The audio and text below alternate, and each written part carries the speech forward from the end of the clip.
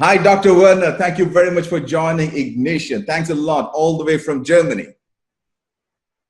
Yes, hi, Dr. Sensei. I'm very excited to be on this interview. I just want to thank you very much for the honor, and also want to mention a good friend, Sylvia Popovic, who's also a mindset coach, who actually asked me if I was interested to do an interview. And I say, of course. Yes. and the best part is, Dr. Werner, that is every guest that comes to this particular show has to be recommended by somebody else. So you were recommended by Sylvia, and Sylvia was recommended by somebody else. And that is how we built up this society or this culture or this tribe. And thank you very much for being a part of this tribe. Super. And today I want to really encourage and inspire or use your company name to ignite people to live up to their vision or dream and never ever give up. Wow, wow. So we are going to learn a lot from you, because I know that you are a professor in some of the major universities, including Oxford University and University in Germany. So today is a learning session, and we are here to learn from you, Doctor. Yes, let me be here to the truth. I will teach in Oxford, but it's for French business school at the moment. Of course, I'm open at some point to teach also for the Russell or Ivy League schools. But very important is, where does my story begin, and how can it impact the audience today? Yeah, absolutely. So, and I want to briefly start with my childhood. I was born and raised in Western Germany, close to the Belgium and Netherlands border. And they called it, after World War II, the British Zone. And as far as I can think back in my childhood, with a good connotation to the United Kingdom and America. And you have to understand this. This is, of course, when I grow up in a family who experienced the World War II, they were sometimes a little bit, amazed that I would be so positive about those countries. And I remember when I started off in junior high, instead of taking Latin, I took intensive English. And the time where I started with this language, I fell in love with that language. I really liked it, and I was very passionate about learning it. And to my dismay, my first exam ended with missing the perfect mark, because I had I had capitalized the word father. And little did I know at that time that I really referred to the Heavenly Father, or God, with whom all things are possible, and who is the author and finisher of our faith. And I'll share quickly a book with you, which was a book my grandparents had. It was called All Wonders of This World. And there was a section about the United States. And I love to rehearse the architecture in New York and Chicago. And I always pictured myself, one day you might work in one of these big skyscrapers. And of course, this is a dream. And when you grow up in a little Western German country town, you think, okay, that is light years away from being reality. Yes. And so in 1974, we had an exchange student from New York. And we were watching the World Championship game, Germany against Netherlands. I think Germany won 2-1. But I was so ambitious to learn the English language. I just had 1 year of English. And there was this, I don't know if you remember that music, it was called Popcorn. It had this waving American flag on the record label. It was an instrumental piece. And I really thought to myself, wouldn't it be great one day to live in the United States of America? So what happened then, I had, similar to a quadrant in mathematics, I had in my bedroom on the left side a German flag, on the right side an American flag. Okay. And this was indicating somehow that I would at some point embark on this fascinating journey. Mm-hmm. And then a short story in art, we had an architectural project. I would build the Empire State Building. Mm-hmm. But yet by the 11th grade, I decided to drop English and studied very intensively Latin. Okay. Now fast forward, 1988, in sales at the largest German bank. Mm-hmm. It's called Deutsche Bank. At that point, it was highly reputed. I'm not judging how it is today. Mm-hmm. Due to the success, they offered me either to go to London or to New York. Mm-hmm. And of course, so London would have been perhaps more, from the connection, more relevant. I decided to go to New York. Mm-hmm. And I ended up, and that was sort of the dream, working in an office with high ceiling, breathtaking views on the Big Apple, and the city. It was like an adventurous movie with different scenes on every corner. And it was just, I had this glimpse of the time before moving on. The people were rushing, time was of the essence, and I also pursued a personal project, a real estate proposal to the future US president on how to improve the abandoned castles in Eastern Germany. It was 1990. And I got, of course, a rejection with gold and gilded letters, but okay, it was worth a try. And then I was invited to a lawyer event in Tower 1 of the World Trade Center, the same day where our German nations reunified. And this was sort of another childhood dream coming true. And I noticed that people would spontaneously invite me because they would always mistake me for someone else. And in New York, you can imagine you look like person ABC, and then they invite you suddenly. Absolutely. And I noticed that my English, when I gave a speech at the White Plains Rotary Club about the German Economic and Monetary Union, it revealed that dealing with multi-billion-dollar oil, real estate, and retail clients required more sophisticated English communicators. So what happened then? So I left, going back to Germany, and time travel 8 years later in Frankfurt. And I always kept this American dream, but it was like, it seemed to vanish over time. And I was then in Frankfurt in a tiny Methodist church, and there was a couple praying, and I asked for, to rekindle my sparkle for America. And I was working for one of the major global consulting firms at this time, KPMG, Big Three.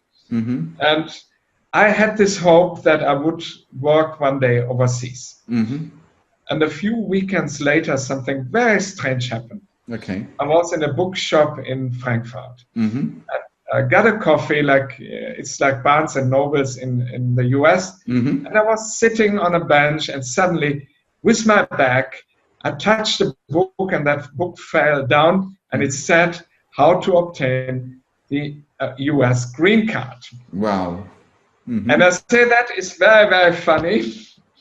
But 1 year later, I was on my way to Boston. And it was very impossible because all the application I wrote within KPMG ended up with a rejection letter. And one day I got a call from HR, and they said, "Are you willing to become a senior manager in Boston for knowledge management?" And I was at that point only a senior consultant. Long story short, I moved to Boston. Wow. And then people were singing, wow, he's very gifted or talented or high performer to be handpicked for such an opportunity. But I also noticed it was an answer to prayer. So I give God really the glory for that, because the firm policy was at that point, within the first 5 years, we won't send anybody as expatriate abroad. Okay. So 2001, we had a merger, and that shattered pretty much my American dream. So how do you deal then with setbacks? And that is very important. When you have setbacks, or you know, something is delayed, that you never ever give up. Yep. You have to be persistent, you have to be committed and resilient to overcome this. Exactly, correct. And I mean, the story seems easy, but I ended up being alone in McLean in an office. My mentor, everybody was laid off from the US team. So I decided to resign. And then in 2001, I just got an offer from an Indian company as a software engineer. I was so happy. I took my exams, my Oracle exams, and then the Twin Towers came down. Yeah. And that led to a hiring freeze, and the dream was very much shattered. And I was literally, I had for 1 week a rent payment on my account, and I was thinking, should I go back to Germany? What, you know, what, how do you say, what a failure. And I prayed to God, I said, you brought me to this country. I've seen so many things changing, and I also witnessed to people, and you know, long story short, God showed me a scripture with Abraham, leave, you don't go back, you stay in this country. And, you know, I got a job. I mean, I did a couple of jobs which were a little bit in the twilight, you know, not necessarily for H-1B holder, but I mentioned one turnaround point was for me this lady which I met from Germany, who told me she was at her end, and all her friends were advancing in the career, and she came to America. She had a similar dream, and she was living in a very small apartment, and her conviction was, I have to stay here. She was became very successful, and she did not quit. And when I met this lady, I said, I can't quit now. I really have to, you know, have to go through it. And it was painful. I'm not saying it was easy. It was very humbling. But I prayed and I said, God, you brought me here for a purpose, and it will work out all for the best. Absolutely. So then a few years later, I met my wife in the meantime. We built a house in 2004, a very beautiful house close to Harvard Conservation Land in Massachusetts. And then life seemed to be perfect. So I was supposed to become American citizen on April 7th or 6th in 2006. And now comes another setback. The German consulate said to me, if you go for your American citizenship before you maintain your German one, you forfeit your German citizenship. And if you don't get the American within a certain time, you forfeit both. Wow. And I knew already the date was in April, and the German people told me they provide the maintenance earliest by July. So my wife and I made a very simple prayer around the kitchen aisle. And we prayed, if it is God's will that I keep my German citizenship, He needs to provide a miracle. And it was without any emotions. It was very simple and very quick. And I have the evidence at my home. On April 6th, I went to get my maintenance confirmed at the consulate in Boston. And on the 7th, I became US citizen. Wow. And I made photos of this, and I sent the citizenship to the German consulate. It was sort of a little bit, not 100% correct according to the law, but I live by grace. Yes. So now you have two citizenship, both the US. Now I have a dual citizenship. Yes. Yeah. And so then a year later, I would graduate from one of the nicest schools in Boston, and that helped me actually years later on then to get admitted in the UK for doctorate. But you know, life is so, when God pours blessings, out on you. The enemy of your soul is not sleeping. And I was on a consulting trip to Springfield, Illinois. Okay. And I was, the flight was already a little bit tough. I had $20 in my pocket, and at O'Hare, a lady asked me for, to help her out. So I gave $10 away. And I ended up at night, round about at 2 o'clock in the morning, driving a red rental car. It was raining cats and dogs. And I said, oh God, what am I doing? It's so remote. And then and the consulting firm, so it was nicely presented in the brochure, they paid only a Motel 8, not like KPMG, a Hilton Hotel. Yeah?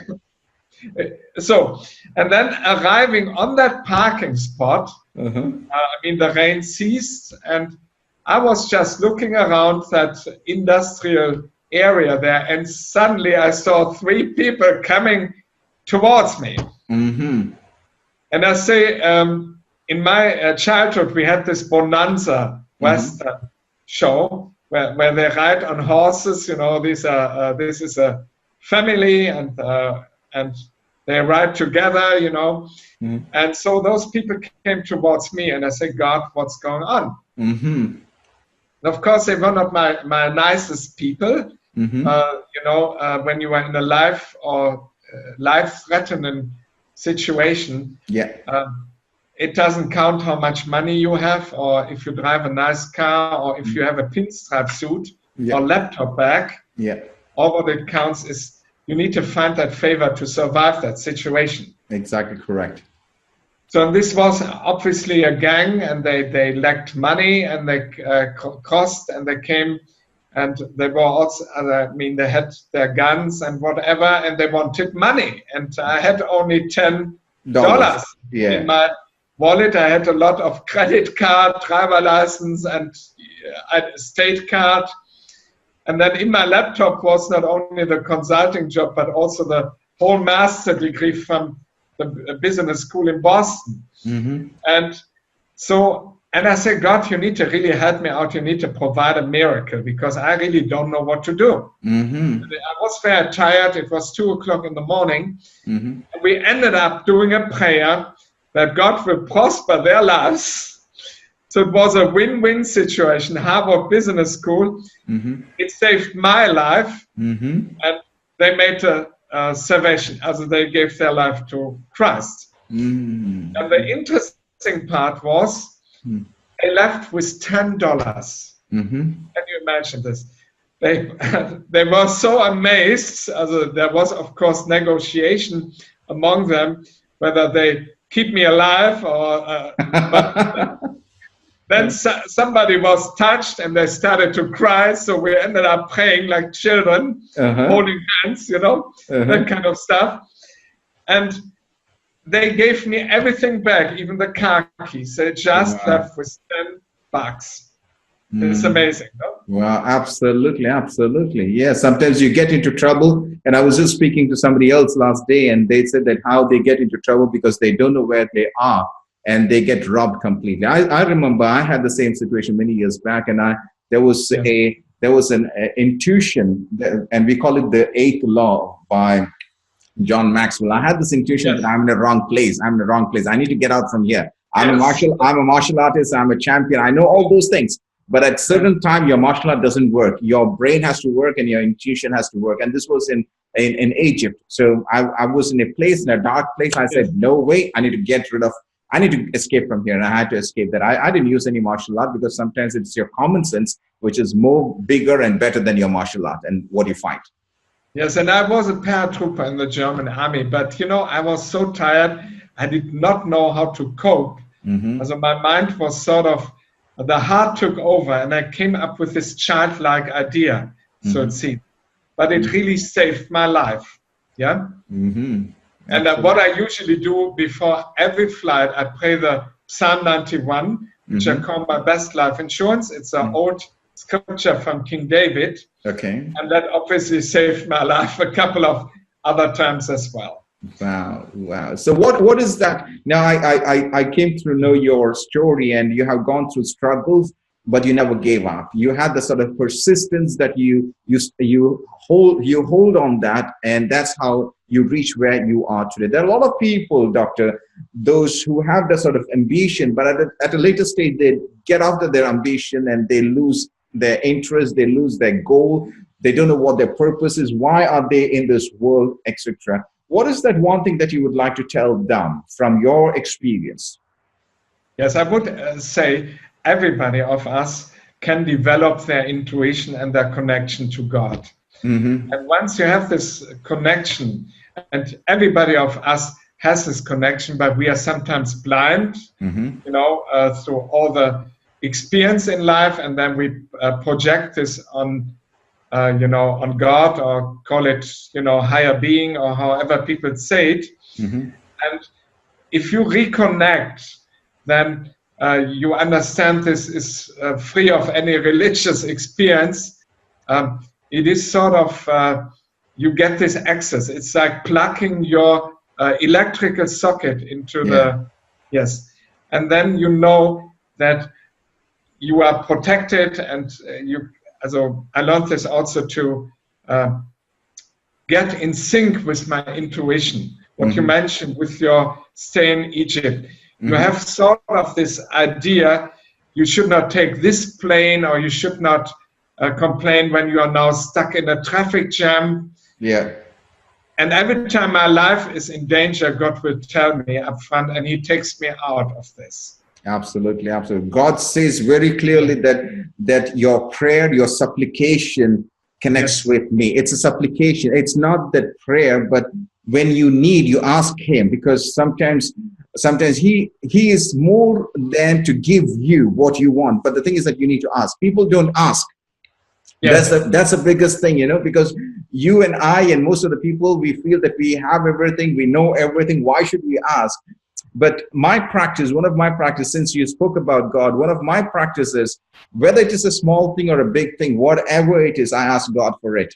Because sometimes what looks as glittering gold may not be gold. Only God knows the right thing. That is so true. Yeah. So anything that you feel is right may not be right. So you need to ask God, because God is there to answer all your questions, because He is the one who gave you life. He's the one who is your creator. He's your sustainer. He takes care of you. We came from God, and we are going back to God for sure, because yes, I believe this. Absolutely. It doesn't matter what religion you are, whether you're Christian or Hindu or Muslim or Sikh or Jain or whatever religion you are. We need to understand that we are human beings. We all are human beings. We all came from one father, one mother. That is from the Adam and Eve. We all came down. It all started with one. And we need we came from zero, from nothing, and we are going to go back to nothing. But our life will still continue. This is not our life. This is just a stage where we are. Yes, that's like a transition. Exactly. Don't stick on to this. Don't stick on to this, my dear brothers. You all are my brothers. Whoever is watching this, you are my brother and you are my sister. You need to understand that this period of time, this is just a transition. Don't stick on to everything, because everything you have to listen. I heard something from a young lady, and she was talking about the life, and she said that once you are traveling, let's say you stay in a hotel for a couple of days, you don't arrange the hotel because you know that you're going to leave the hotel after a couple of days. The life is exactly the same. Don't decorate yourself, and don't think and don't expect that you're going to live here forever. At the time that you're living, make sure that it's precious, and make sure that you give it back to the way that it has to be given back. There should be a purpose in your life. I absolutely agree with you on that, and I think it's a very phenomenal metaphor you're using, Sensei. Let me just briefly add one scripture. Mm-hmm. Also, in every religion, if you look for God, and God says He's no respecter of person, you will truly find Him. And no matter if you're in a rice field in Japan or in the United States, in Chicago, or in a Red Sox stadium, when you get this connection, you will belong to one of the happiest people. Absolutely. Exactly correct. Dr. Werner, it was so pleasure to have you in our show, and we learned a lot of things, and I'm quite sure my team and my audience are definitely going to benefit from your life, the way that you went through. Definitely. Thank you very much, Dr. Werner. Ladies and gentlemen, Dr. Werner.